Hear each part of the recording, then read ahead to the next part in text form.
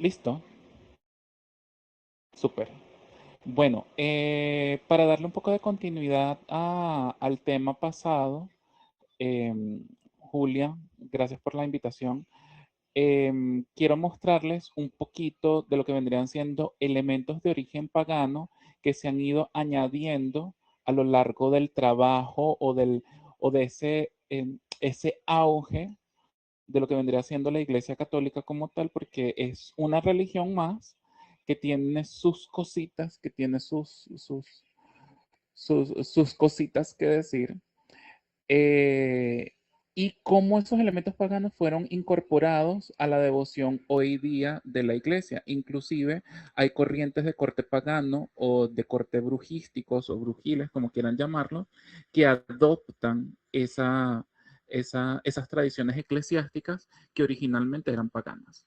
Entonces, decidí llamarlas elementos de origen paganos en la Iglesia Católica y coloco la pregunta, ¿apropiación histórica o acomodación religiosa?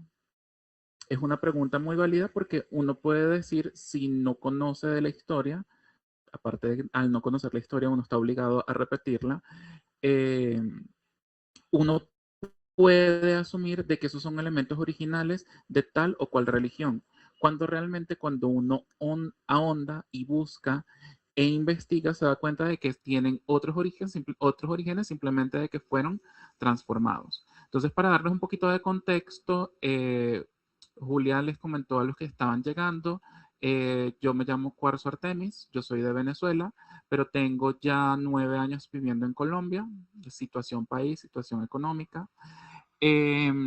Yo estuve en la Iglesia Católica como monje por 5 años. Entonces, parte de mi investigación era ya estando dentro de la iglesia. Ya cuando yo decido voluntariamente dejar la iglesia y dedicarme literalmente a la vida pagana, o sea, como mi forma de vivir, mi religión y mi espiritualidad, es donde yo me doy cuenta que muchos de esos elementos que forman parte de la vida eclesiástica actual realmente eran elementos paganos. Entonces, voy a dividir la presentación en tres partes, espero no alargarme mucho. Las tres partes vendrían siendo la primera, que vienen siendo festividades propias de la Iglesia Católica, pero que tuvieron un origen pagano, o actividades religiosas que son originales de la Iglesia, pero que actualmente por su origen pagano también tienen una doble connotación en el mundo pagano actual.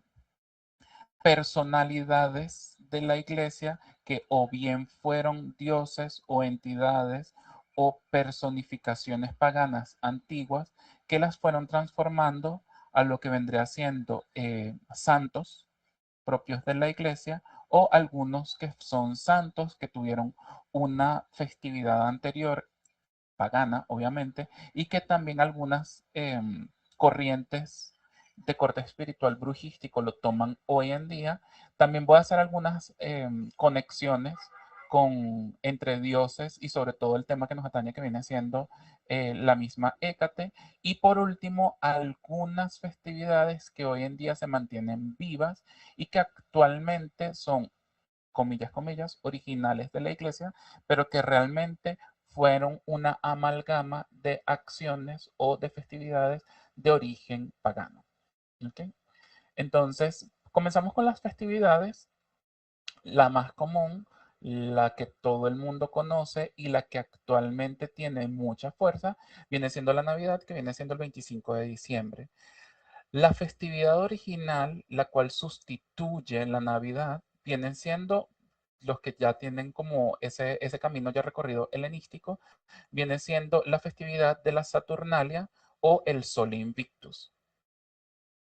Originalmente, cuando yo en mis investigaciones, buscando cuál era literalmente el nacimiento de Jesucristo, porque la Biblia no lo dice, se utiliza como tradición oral el 25 de diciembre por dos razones.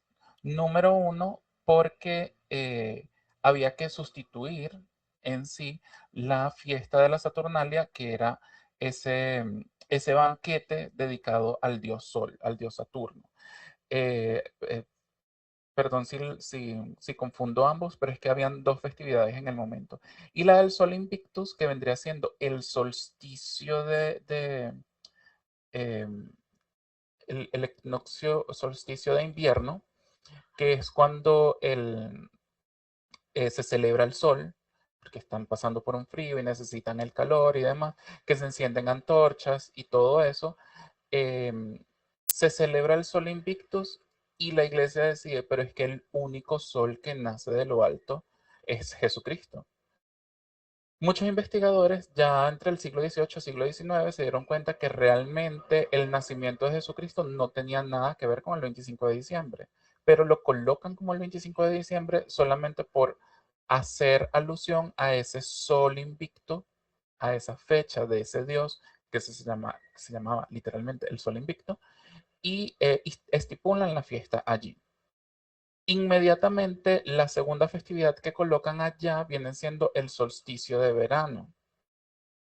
¿Por qué? Porque según la Biblia, en el texto en donde María visita a su prima Isabel, dice que María, recién embarazada por obra y gracia del Espíritu Santo, va y visita a su prima Isabel que ya tenía unos meses de embarazo.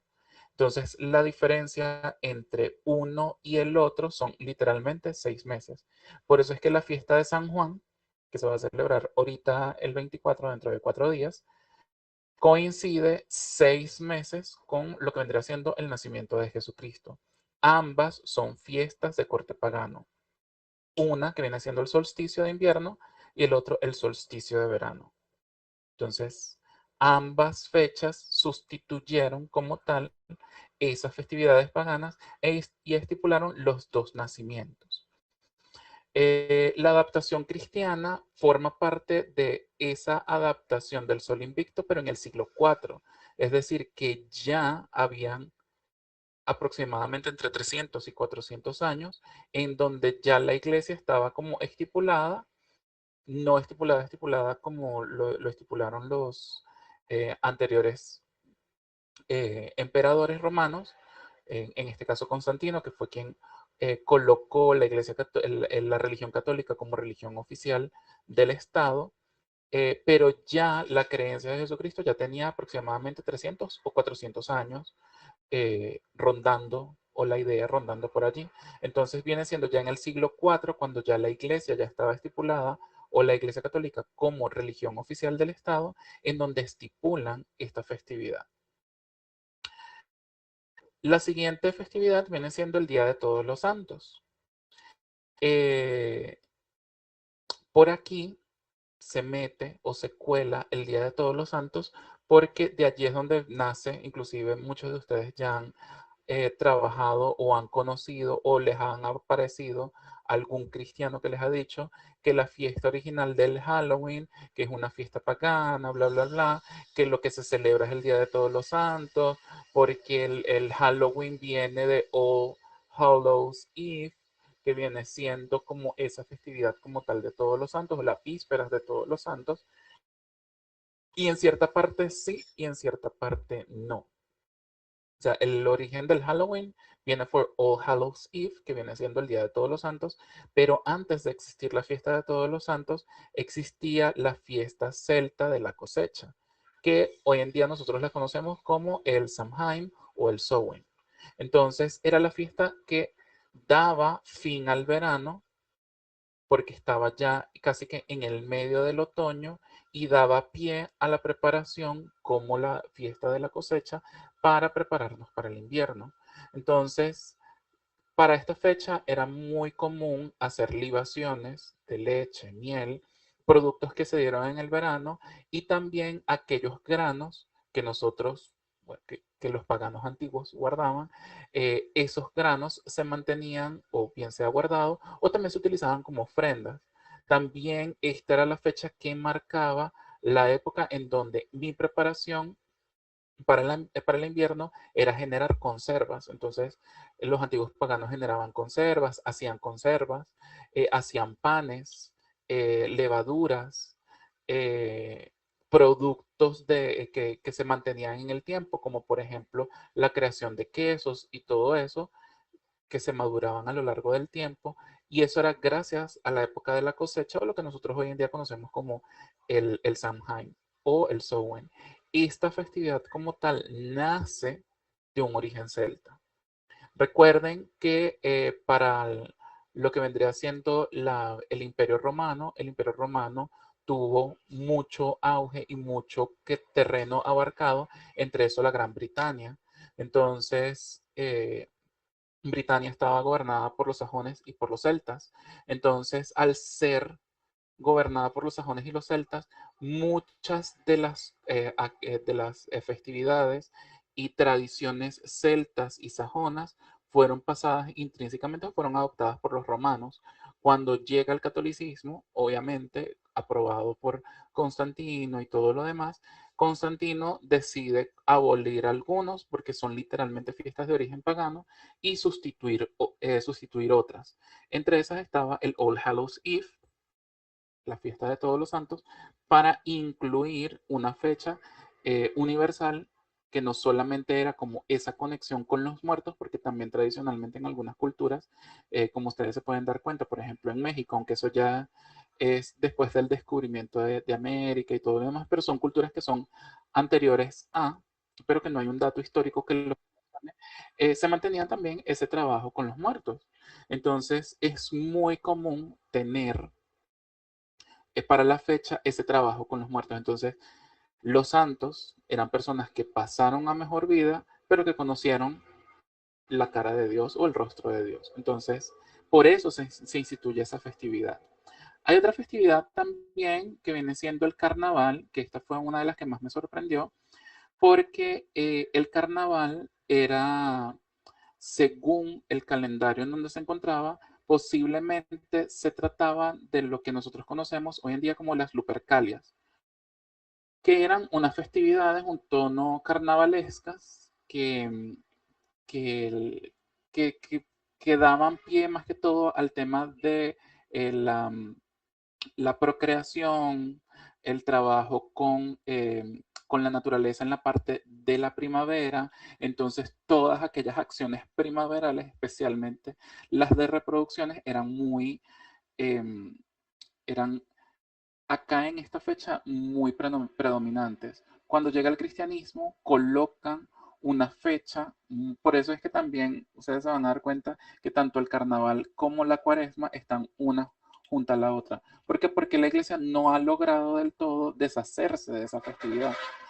¿Qué fue lo que hicieron? Ellos estipularon una cosa que se llama la cuaresma. La cuaresma en ninguna religión, exceptuando los musulmanes, que ellos tienen el Ramadán, pero eso ya es otra historia, instituyen la cuaresma como ese periodo de 40 días de purificación en donde se hacen prácticas ascéticas para prepararme para la pasión y muerte de Jesucristo.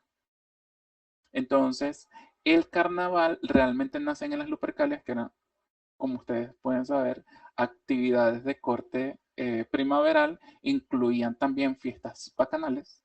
Entonces eso a la iglesia no le gustaba mucho. ¿Qué fue lo que instituyeron? Bueno, ya como no lograron eliminarlo del todo, fue bueno, ya que usted gozó, ahora sufra durante 40 días, que va a ser el proceso de purificación, en preparación para vivir esa celebración que viene siendo la pasión, muerte y resurrección de Jesucristo. Entonces, esta festividad como tal no se mantiene, tiene sus orígenes paganos con las Lupercalias, fiestas un tono más carnavalescas, más de, inclusive el hecho de taparse la cara era muy común para las Lupercalias porque era la forma, ya cuando la cuaresma y el cristianismo se estipuló, el taparse la cara, el disfrazarse, era para que no te reconocieran. Aunque eso también tiene un trasfondo un poco más pagano, pero se ve más que todo con el tema del Halloween, el All Hallows Eve, en la cual la gente se disfraza por el tema de los espíritus, pero bueno, eso ya es otra historia que no lo vamos a ahondar. la festividad de San Juan, que ya yo les había comentado, que viene siendo como tal el solsticio de verano y que la estipulan el 24 de junio para dar pie a 6 meses para lo que vendría siendo la fecha de la Navidad, que viene siendo el 25 de diciembre. Pero originalmente la fiesta es pagana, que viene siendo el solsticio de verano, en donde yo celebro que el sol está en su máximo auge. Obviamente en Europa se ve un poco más, porque los que han tenido la oportunidad de ir a Europa, en verano anochece tipo 9, 10. Entonces, cuando a mí me sorprendió mucho cuando yo fui a España, porque eran literalmente las 8 en mi mente de la noche y la gente dice, no, son las 8 de la tarde. Y yo, ¿cómo que las 8 de la tarde? Porque estamos en esa época del solsticio, en donde el sol está en su máximo punto. Eh, el Día de la Candelaria es una de mis fechas preferidas porque no solamente coincide con una festividad celta, que nosotros la conocemos hoy en día como la fiesta de Imbolc, sino que también representa una especie de purificación. Lo que vendría siendo carnaval y este 2 de febrero coincidían con las Lupercalias. Entonces, en ambas, al, al conectarse, porque estaban unidas literalmente con la primavera, obviamente había como que un proceso de purificación previo a la celebración. Entonces hay festividades celtas que solamente celebraban el inicio de la primavera con la festividad de Imbolc, mientras que en la antigua Roma se celebraba ese equilibrio entre la luz del día y la noche y daban inicio a las festividades primaverales, entre ellas las Lupercalias, obviamente muy mal vistos, pero una de las cosas que me llama mucho la atención de esta festividad es que pareciera ser originalmente cristiana, pero tiene su trasfondo religioso pagano y es la purificación, la acción de purificarse. O sea, siempre antes de cada acción religiosa, antes de cada liturgia, es importante el purificarse. Entonces, el Día de la Candelaria, el 2 de febrero, refleja esa acción de la purificación. Inclusive esta es una de las fechas, al igual que la fiesta de San Juan, y si no estoy mal, creo que la de Navidad, son muy utilizadas en el ámbito pagano de la folk magic o la brujería tradicional europea o ibérica, en donde estas festividades que en un principio fueron paganas pasan a ser cristianas y las brujas del momento no luchan contra la religión, sino que se adaptan a ellas, toman esa acción sincrética y la adaptan a su día a día, a sus acciones del día a día. Y antes de finalizar esta sección, están las fiestas agrícolas y patronales. Las fiestas agrícolas y patronales tienen un origen pagano, que hoy en día en Europa todavía se mantienen algunas festividades como por ejemplo la fiesta de la naranja, la fiesta de la manzana, el día de la cosecha de la uva, las vendimias del no sé qué. Pero esas fiestas agrícolas y paganas, y esto lo vamos a ver con un par de santos que están más adelante, estas fiestas agrícolas y paganas fueron sustituidas por lo que nosotros conocemos como las fiestas patronales, en donde se le asignaba un santo patrón a un pueblo y ese santo se tenía que celebrar. Pero el hecho de hacer vendimias, eh, el celebrar la fruta, la siega, la cosecha y demás, esas son actividades 100% paganas, porque inclusive se ofrecían, o sea, se hacía una libación de ese producto que se recogía en esa cosecha. Entonces las fiestas patronales o la fundación del pueblo o lo que sea, le asignan un santo para que en la psique de la gente quede que usted está aquí y usted trabaja para o usted tiene los beneficios que tiene dentro de este terreno porque Dios se lo permite, cuando realmente todo es producto de la naturaleza. Para finalizar esta sección de las festividades, que esta la voy a ahondar más adelante, pero simplemente voy a hacer una mención honorífica, la Semana Santa y la Pascua. La Pascua es una festividad netamente judía, Pero tengan en cuenta, y esto quiero que lo tengan aquí muy, muy, muy marcado, y es que los judíos, antes de ser una religión como tal, semita o la religión hebrea, o como quieran llamarlo, ellos pasaron por un proceso de diáspora, en donde ellos estuvieron en Egipto y Mesopotamia. Eso quiere decir que muchas de las tradiciones que ellos tienen fueron adoptadas tanto de Egipto como de Mesopotamia. Y eso pasaron a su religión actual, que viene siendo la religión hebrea, la religión semita, como quieran llamarlo, la religión israelita, el pueblo elegido de Dios, como usted lo conozca. Y la Iglesia Católica hizo un copiar, pegar. Esto también es de nosotros, porque Jesucristo también era judío.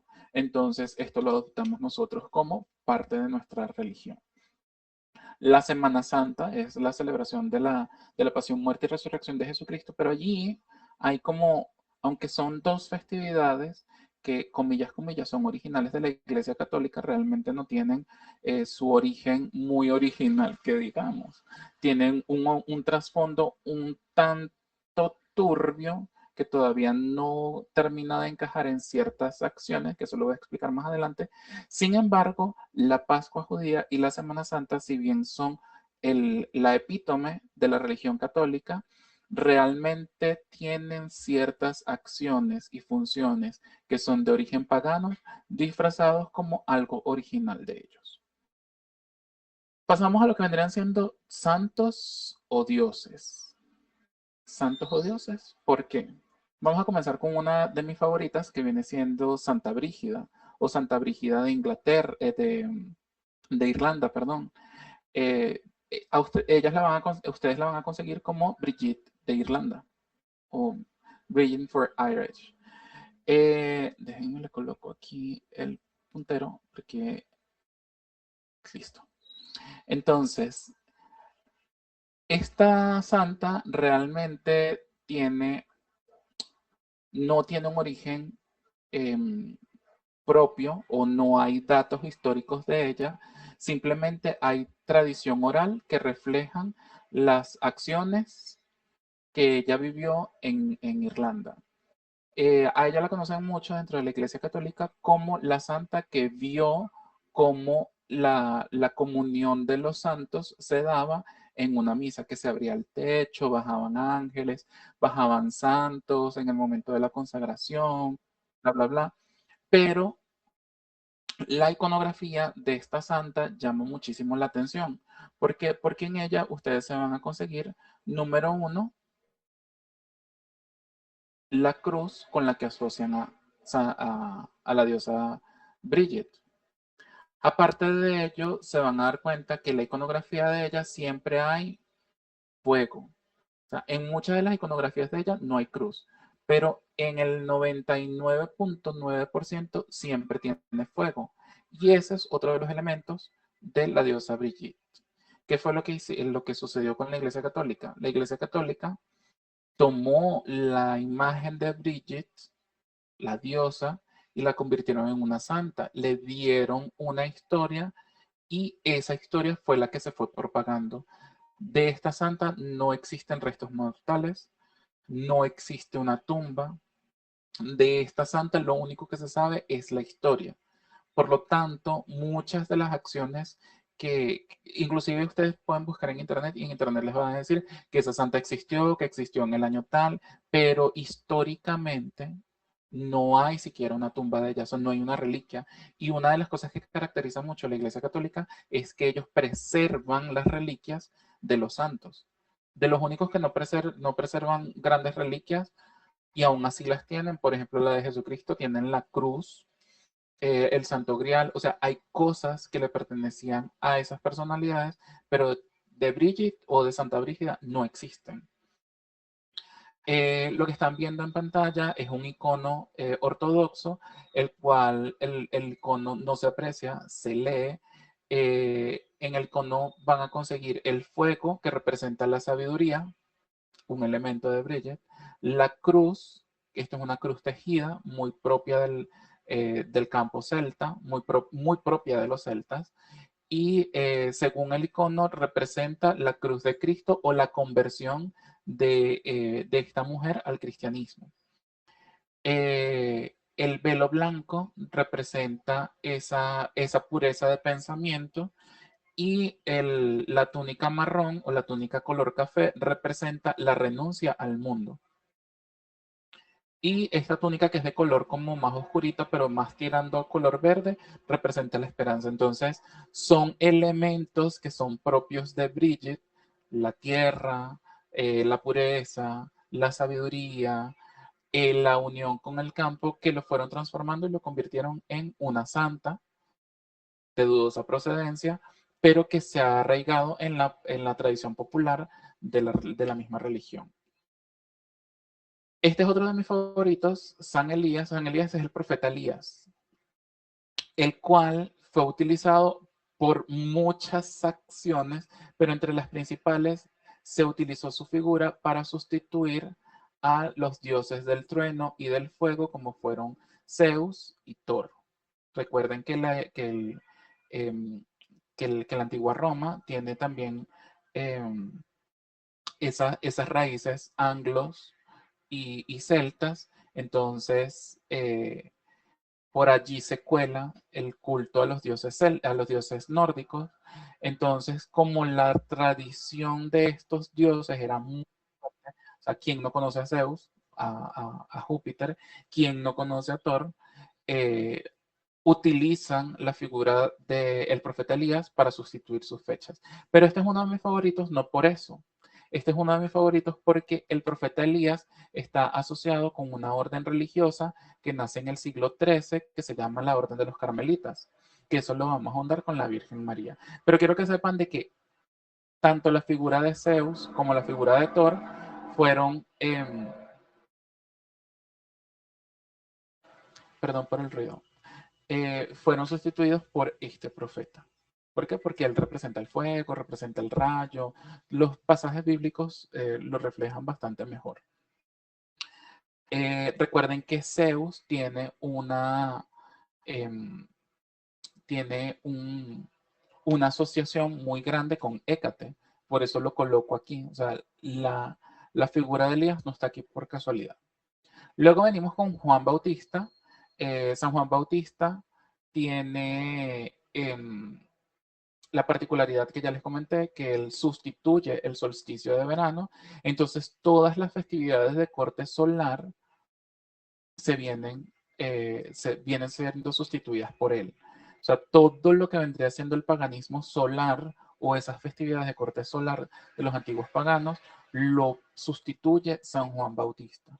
¿Por qué? Porque San Juan Bautista es también la epítome de lo que vendrá siendo el ascetismo religioso para la Iglesia Católica, porque él es quien renunció, que hacía muchos ayunos, solamente se alimentaba de lo que la naturaleza le daba y demás, y esa tradición fue llevándose al día de hoy, inclusive en comunidades lejanas a lo que vendría siendo la tradición europea, como por ejemplo en Venezuela, se celebra el Día de San Juan con tambores por todo lo alto. ¿Por qué? Porque no están celebrando en sí al santo, sino que están representando lo que vendría siendo una figura de resistencia.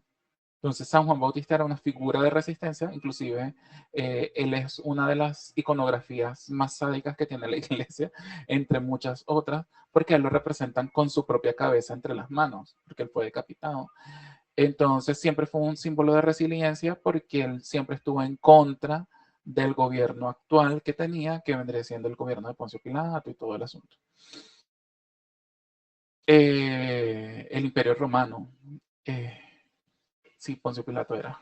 Perdón, es que a veces lo confundo porque como ahí habían imperios interpolados uno y el otro, a veces los confundo. Pero hoy en día San Juan representa, es un símbolo de resiliencia, más que un símbolo religioso, para la cultura pagana y sobre todo para la tradición de la brujería tradicional europea. San Jorge es otro de mis favoritos porque San Jorge, según la historia, él nació en el siglo III, pero la historia de San Jorge no viene apareciendo sino ya por el siglo IV o el siglo V. Y la figura de San Jorge todavía está, como Brigitte, está en dudosa procedencia su existencia. Es el santo que fue un soldado romano. Como pueden ver, él tiene armadura romana que atacó a un dragón o salvó a una princesa de un dragón. Me imagino que de aquí es donde vienen historias posteriores de la figura del dragón, el dragón europeo y todo el asunto, pero esta historia es del siglo IV.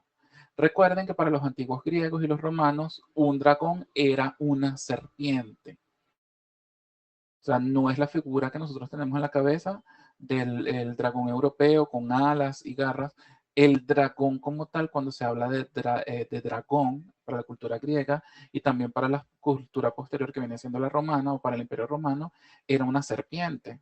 De allí es donde viene todo el asunto de los venenos y todo eso. ¿Y cuál dios se representa atacando a una serpiente?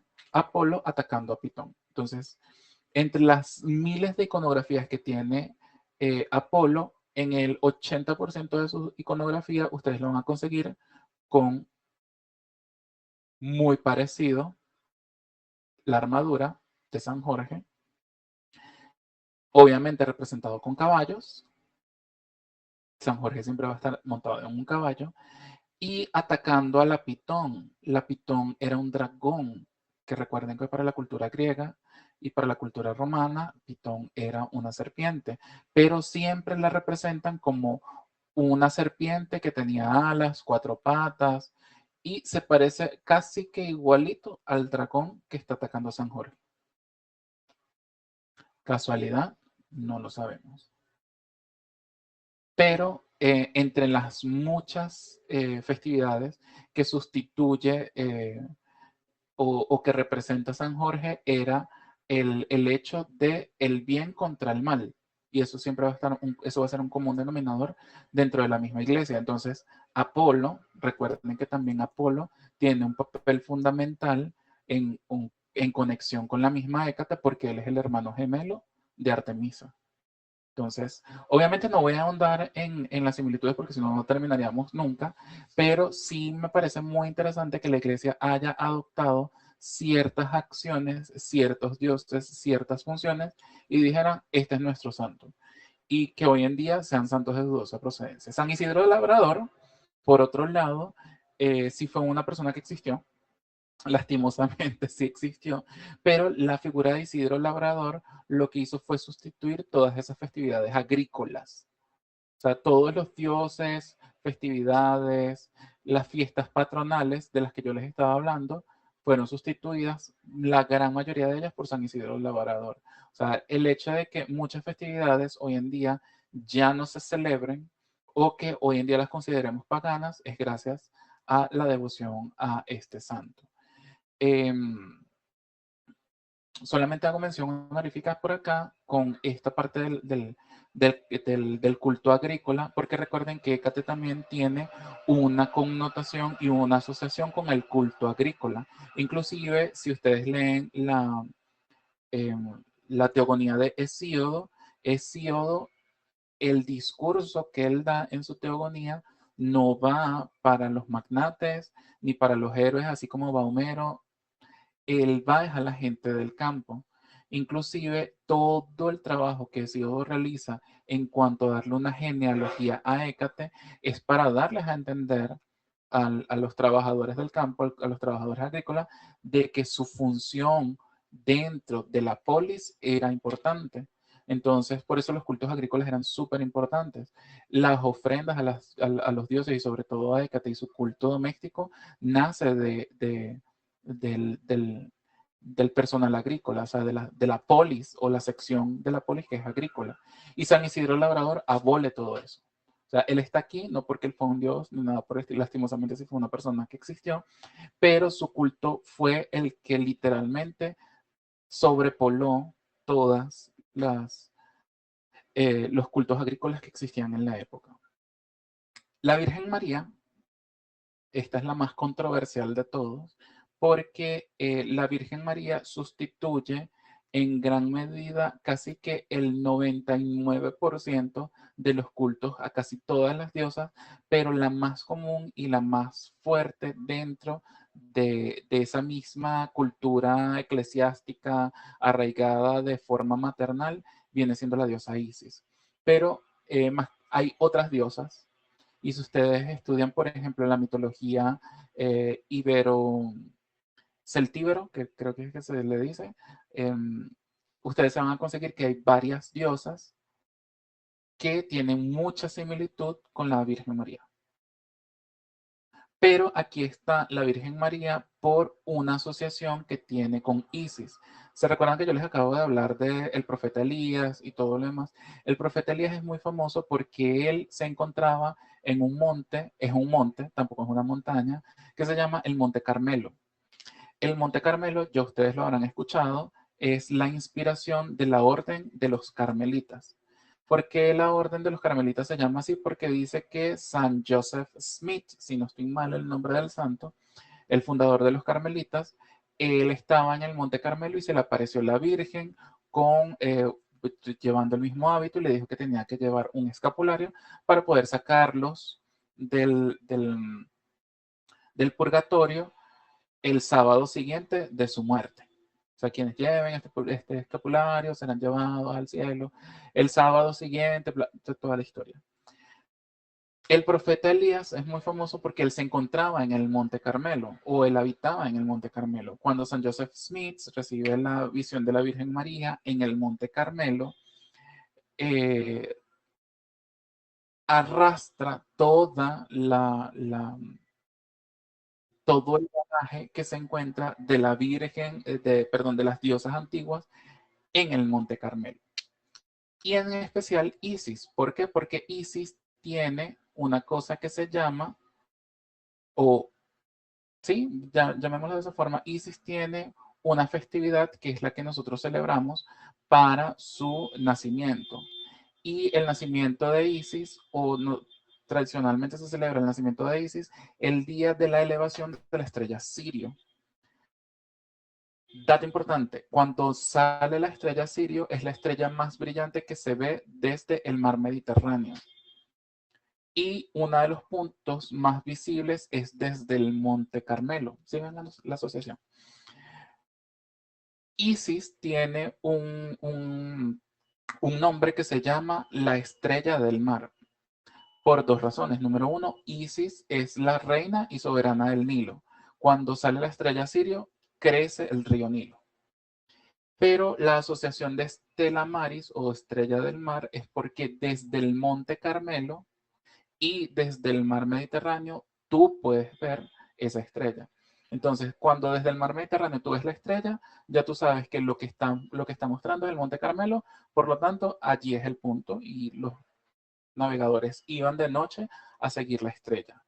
Cuando se aparece la Virgen del Carmen, adoptan la asociación de la Virgen María como la estrella del mar, aboliendo completamente el culto a Isis e estipulando el culto de la Virgen María, sobre todo en el Monte Carmelo, como la Dios, como la Virgen, como la Madre de Dios, como figura de la estrella del mar.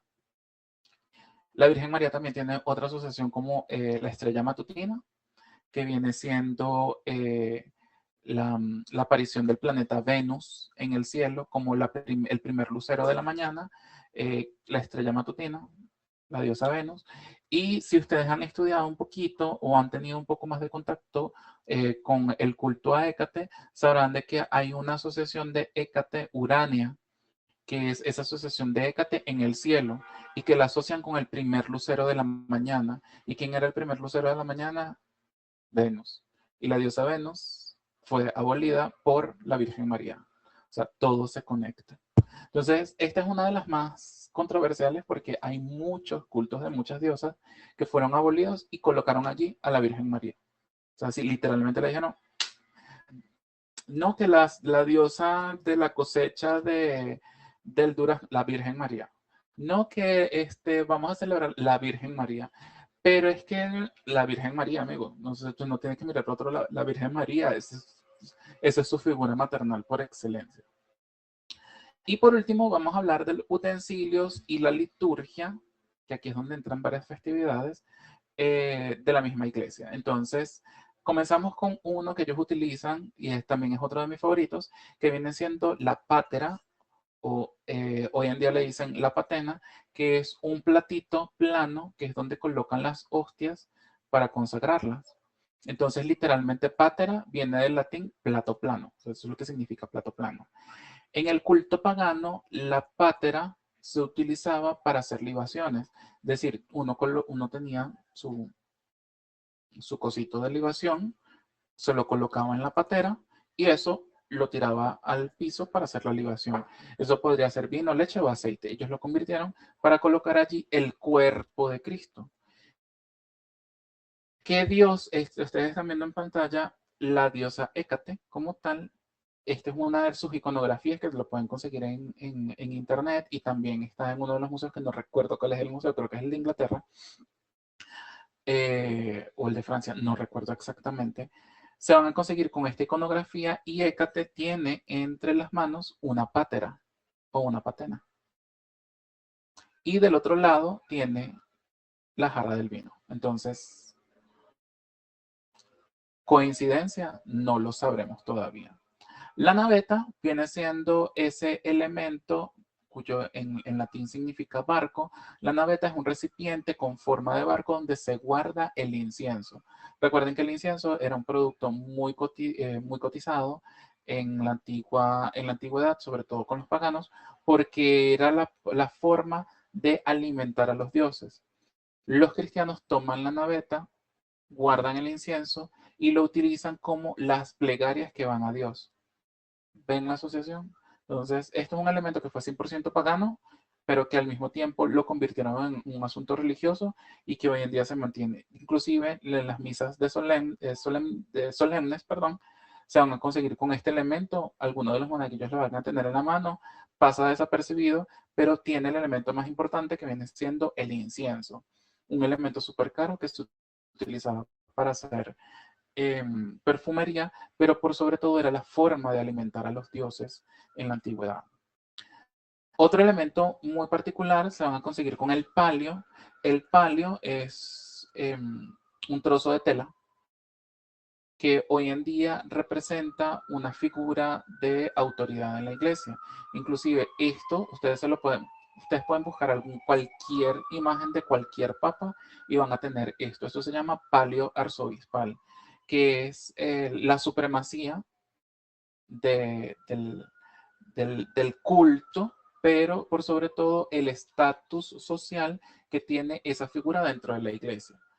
El palio era un trozo que literalmente se colocaba entre el hombro, se bajaba y se subía por acá y bajaba y quedaba de esta forma. O sea, era como una bufanda gigante. Y solamente ciertos magnates lo podían utilizar porque eso era lo que representaba. Representaba mi estatus social o mi estatus político en la polis. Y se fue transformando hasta llegar a lo que vendrá siendo este elemento actualmente, que viene siendo el palio arzobispal. En la antigüedad se veía así. Entonces fíjense que esto sube por acá. Entonces eso pasa por aquí atrás, vuelve a subir y cae. Y solamente dirigentes políticos lo podían utilizar.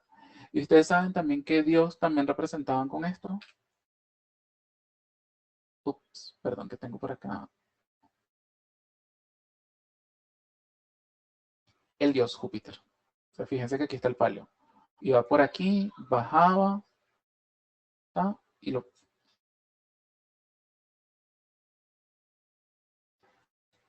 Coincidencia, no hay coincidencia. Recuerden que Zeus pasa a ser Júpiter en la antigua Roma y tiene su asociación muy específica con Hécate. Mitra o la mitra es otro de los elementos súper importantes por acá porque la mitra también representa, que es este gorrito que se encuentra por acá, el estatus o eh, el poder divino que tiene ese presbítero dentro de la iglesia. Pero realmente la mitra significan bandas, pero esto viene del culto al dios Mitra. Y ustedes buscan en internet y les va a decir que la mitra es una cosa, es única y exclusiva de la iglesia. El diseño sí, pero el culto transformado del dios Mitra a llevar la mitra, a Mitra lo caracteriza muchísimo por tener su gorrito. Y en una de las iconografías antiguas de Hécate, se van a conseguir como que Hécate tiene el mismo gorrito. Entonces, coincidencia, liturgia, apropiación, se los dejo por allá. Y por último, y no menos importante, la Pascua judía o la celebración de la Pascua, la cual consta de tres momentos muy importantes, que vienen siendo la bendición del fuego, la bendición del agua y por último, la consagración como tal, que viene siendo la plegaria eucarística, en donde se hace mención al Santo Grial y todo eso. A mí me gusta mucho ir a la misa pascual, a pesar de que ya yo no soy católico, pero es por todos los elementos de trasfondo de corte pagano. Por ejemplo, el cirio pascual tiene que ser hecho de cera de abeja, no puede ser de otro material, tiene que ser de cera de abeja. Y en el pregón pascual se le da gracias a Dios por, eh, por ese producto de las abejas. Y quienes eran los que le daban gracias a los dioses, a la naturaleza, porque las abejas le dan los paganos. Luego estaba la bendición del fuego, que casualmente coincide con otra festividad celta, que vendría siendo la de Beltane, que era la fecha de las fogatas. Entonces ellos transformaron el culto de las fogatas a tener el fuego del Espíritu Santo que enciende la luz de Cristo en la tierra como forma de cirio. El segundo momento que viene siendo la pila bautismal, que es cuando se reciben a los catecúmenos, pero también esto forma parte de un culto antiquísimo que era darle la bienvenida a los neófitos a las distintas culturas. Unos los hacían con fuego, que viene siendo lo que nosotros conocemos como las iniciaciones. Unos las hacían con fuego, otros las hacían con agua, otros las hacían en tierra. O sea, en distintas culturas ustedes se van a conseguir cualquier cantidad de iniciación. La iglesia toma la figura de la pila bautismal y la utiliza y la apropia porque en la Biblia dice que Jesucristo los mandó a bautizarlos en el nombre del Padre, del Hijo y del Espíritu Santo. En la antigüedad, como eso era un concepto un poco digerido, lo que hicieron para poder hacer ese mandato de Jesucristo o cumplirlo a cabalidad fue el cirio pascual, utilizar el cirio pascual y la pila bautismal con la representación, por eso también hice el énfasis en la festividad de Beltane, eh, la consagración del agua lo hacían a través del cirio pascual. Inclusive dentro del rito se toma el cirio pascual y se introduce dentro de la pila bautismal por tres momentos. En el nombre del Padre, del Hijo y del Espíritu Santo. Para las Wiccas y para la magia ceremonial, esa es la acción de tomar el átame y meterla en el cáliz para consagrar el vino, en la cual el dios se une a la diosa, porque el dios no es más grande que la diosa, ni la diosa más grande que el dios. Esta acción representa la unión de Cristo con su iglesia. Cristo representado en el falo, como es el cirio pascual, y la iglesia representado en el útero de la pila bautismal. ¿Les parece familiar? A mí me resulta muy pagano. No hay un dato histórico de que refleje que eso sea 100% pagano, pero la misa pascual o la celebración pascual es el culto más antiguo que tiene la iglesia. Eso quiere decir que data desde el siglo I después de la muerte de Cristo. Quiere decir que desde ese momento tuvieron que utilizar elementos paganos para dar origen a su culto. Y eso se ha mantenido hasta el día de hoy. Entonces, el pregón pascual tiene lo que vendría siendo la misa pascual, es de mis favoritas, porque tiene tantos elementos paganos que ustedes los ven, dicen, parecen ser religiosos, pero realmente no lo son. Y cuando ustedes lo ven y lo viven, dicen, esto no es cristiano, esto es pagano, disfrazado. Eh, y así, entre muchas otras liturgias que tiene la iglesia, una de las que a mí me llamaba la atención cuando yo estaba estudiando era la misa de Minerva. Actualmente esa misa existe y se llama así, misa de Minerva. Y yo decía, pero ¿quién es Minerva? ¿Quién es esa señora? Y después investigando me di cuenta de que era la diosa Minerva. Y esto nace en una iglesia que se llama Nuestra Señora Sopra Minerva, que se encuentra en Italia, que es la actual tumba de Santa Catalina de Siena, que fue la santa que derribó o eliminó o luchó por la eliminación del cisma de Occidente, que era que en el...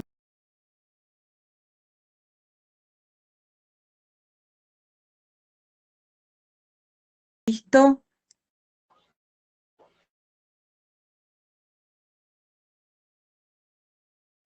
Dale. Ok. Bien, y para finalizar, literalmente lo que viene siendo la misa de Minerva, esa me llamaba muchísimo la atención porque forma parte de lo que vendría siendo el culto a la diosa Minerva, o había un templo de la diosa Minerva en su momento, y fue abolido. Y ese templo es un templo súper importante porque ese templo no era solamente dedicado a Minerva, también era dedicado a Isis. Entonces, fíjense que el culto de Isis tiene una asociación muy fuerte, sobre todo en el mundo helenístico, con Héctor. Entonces, puedo extenderme y pueden haber muchísimas más. Inclusive hay muchas más. Pero de las más resaltantes, creo que esta nos va a dar mucho pie a lo que vendría siendo ese culto tanto del paganismo antiguo como secuela de Hécate y cómo eso todavía se mantiene vivo hoy en día, a pesar de que lo llamemos Iglesia Católica, cristianismo, como quieran llamarlo. Realmente el culto a los dioses nunca dejaron de existir. El culto a los dioses simplemente pasó desapercibido y dejó el vestigio y hoy en día lo podemos conseguir en distintos pedacitos del culto religioso de la Iglesia Católica. Esa era mi presentación, perdón que me haya extendido un montón, pero es que literalmente hay mucho y lo que les acabo de mostrar no viene siendo ni el 1% de lo que es todo. O sea, hay muchísimo más. Pero yo sentí que esto era solamente lo más resaltante para conectar con el culto a Hécate porque Mitra, Patera, la Pascua, la diosa Minerva, el culto a Minerva, la sustitución de los dioses y las distintas actividades, sobre todo las agrícolas, que eran 100% paganas y que tenía Hécate una función súper importante, la misma iglesia dijo, Virgen María, Dios, todo lo podemos. Y realmente no es así. Hay cositas que ellos todavía mantienen y que realmente la vida eclesiástica te lo muestra y tú dices, amigo, esto es pagano. Y esa fue mi experiencia viviendo dentro de la iglesia, 5 años como monje, y literalmente cuando ya dejé la iglesia y me encontré con el mundo pagano, fue como un despertar. Yo dije, pero esto es de la iglesia y por qué está aquí, y resulta que siempre fue pagano. Bueno, gracias Julia, perdón nuevamente por haberme extendido y te dejo la palabra.